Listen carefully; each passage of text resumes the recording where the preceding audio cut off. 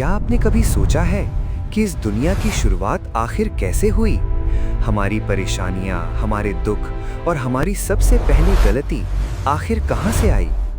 आज हम बात करेंगे दुनिया के सबसे पहले इंसान आदम और हवा की। एक ऐसी कहानी जिसमें खूबसूरती है, प्यार है, एक भयानक धोखा है और एक ऐसी छोटी सी गलती है जिसने पूरी मानवता का इतिहास हमेशा के लिए बदल दिया।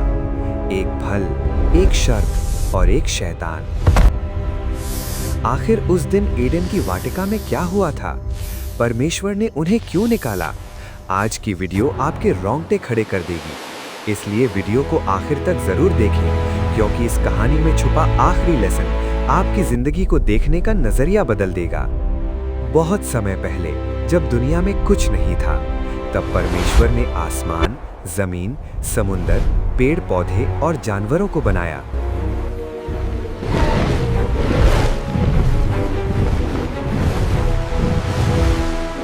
सब कुछ बहुत खूबसूरत था, पर परमेश्वर को लगा कि इस सुंदर दुनिया की देखभाल के लिए कोई होना चाहिए। तब परमेश्वर ने जमीन की मिट्टी ली और अपने ही स्वरूप में एक इंसान को बनाया। उसके नथनों में जीवन की सांस फूकी और वो इंसान जीवित हो गया। उसका नाम था आदम। परमेश्वर ने आदम को एडन की वाटिका नाम के एक बेहद खूबसूरत बगीचे में रखा। परमेश्वर ने आदम से कहा, तुम इस बगीचे के किसी भी पेड़ का फल खा सकते हो, पर उस एक पेड़ का नहीं जो बगीचे के बीचों बीच है। वो भले और बुरे के ज्ञान का पेड़ है। जिस दिन तुमने उसका फल खाया, तुम निश्चित ही मर जाओगे। आदम बगीचे में रहता था, जानवरों के नाम रखता था, पर उसके पास कोई उसके जैसा नहीं था। परमेश्वर ने देखा कि आदम अकेला है। परमेश्वर ने कहा, इंसान का अकेला रहना अच्छा नहीं, मैं उसके लिए एक सहायक बनाऊंगा। तब परमेश्वर ने आदम को गहरी नींद में डाल दिया। जब वो सो रहा था, परमेश्वर ने उसकी पसलियों में से एक पसली निकाली और उससे एक और औरत को बनाया।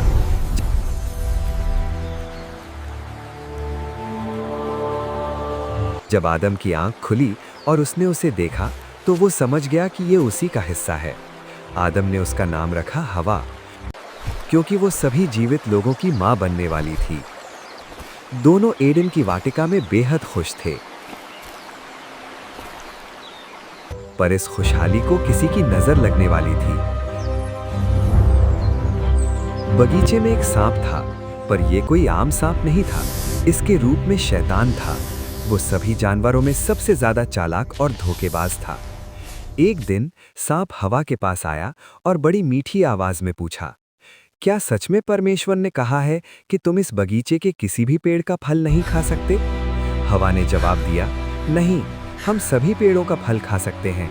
सिर्फ उस बीचों बीच वाले पेड़ के फल को चुनने और खाने से परमेश्वर ने मना किया है, वरना हम मर जाएंगे।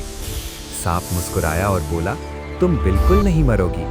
परमेश्वर जानता है कि जिस दिन तुम इसे खाओगी, तुम्हारी आंखें खुल जाएंगी और तुम परमेश्वर के समान बन जाओगे। शैतान ने हवा के दिमाग में शक और लालच का बीज बो दिया था। हवा ने उस पेड़ को देखा। फल दिखने में बहुत स्वादिष्ट था। लालच उसके विश्वास पर हावी हो गया। उसने हाथ बढ़ाया, फल तोड़ा और खा लिया। उसने थोड़ा फल अपने पति आदम को भी दिया और आदम ने भी बिना परमेश्वर की आज्ञा की परवाह किए उसे खा लिया। और जैसे ही उन्होंने वो फल खाया, सब कुछ बदल गया। उनकी आंखें खुल गईं। उन्हें पहली बार शर्म आई और डर लगा। शाम के वक्त जब परमेश्वर बगीचे में चल रहे थे, आदम और हवा डर के मारे पेड़ों के पीछे छुप गए। परमेश्वर ने आवाज दी, आदम, तुम कहाँ हो? आदम डरता हुआ बाहर आया और बोला, मैं नंगा था इसलिए डर कर छुप गया। परमेश्वर समझ गए। उन्होंने पूछा, तुम्हें किसने बताया कि तुम नंगे हो? क्या तुमने उस पेड़ का फल खा लिया? आदम ने हवा पर इल्जाम लगाया और हवा ने सांप पर गलती तीनों की थी। परमेश्वर न्यायी है। उन्होंने सांप को श्राप दिया कि वो हमेशा पेट के बल चलेगा। हवा से कहा कि उसे बच्चे को जन्म देते वक्त भारी पीड़ा उठानी पड़ेगी, और आदम से कहा कि अब उसे जिंदा रहने के लिए जमीन पर कड़ी मेहनत और पसीना बहाना पड़ेगा, और आखिर में वो वापस उसी मिट्टी में मिल जाएगा जिससे वो बना था।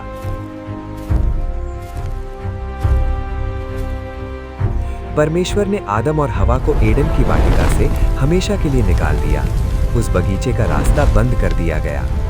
दोस्तों, आदम और हवा की कहानी सिर्फ इतिहास का एक पन्ना नहीं है, ये आज के हर इंसान की कहानी है।